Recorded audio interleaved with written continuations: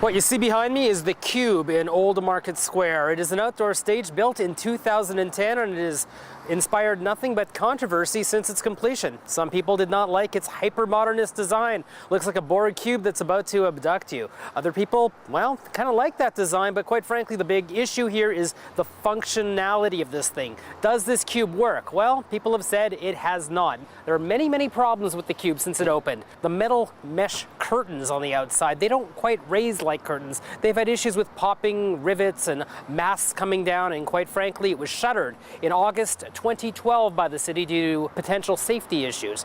The issue is not when the cube has its mesh curtains lifted, but during the process of lifting the curtains, there is the fear this big pile of metal can come crashing down, hurting people. Not a great idea. What you also see right behind me is a bit of plywood. Why? Well, they had to cut into the curtain to create a door to allow access to a staircase to the second floor of the cube.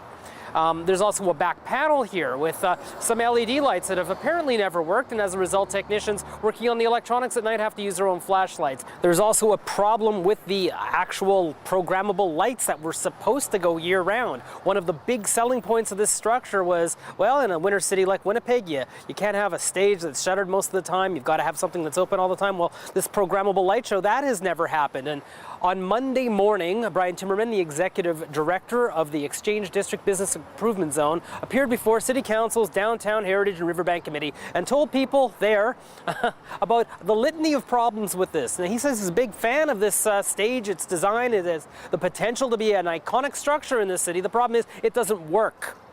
And it has had many problems. So what is the city of Winnipeg doing? Well, it announced in a report here that it's going to be fixing the chain curtain. It's going to be creating a proper access through the back and also fixing those lights. And they've held back payment to some of the suppliers and the contractors and the designer of the building.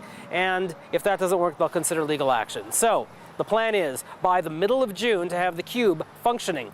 That way, Jazz Winnipeg can have their festival, and perhaps resistance to mediocrity in Winnipeg will not be futile.